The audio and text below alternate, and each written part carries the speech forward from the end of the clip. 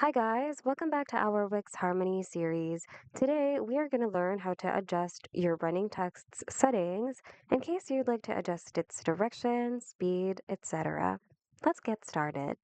Click on your running text element and on the action bar above, go to Settings.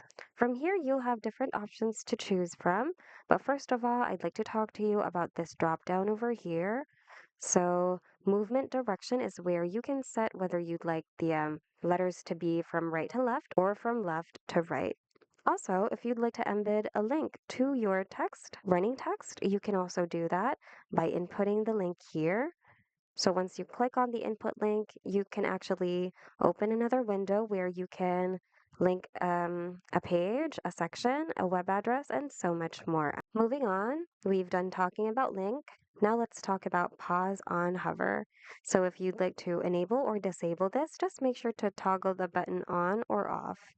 Here we can also set up its speed.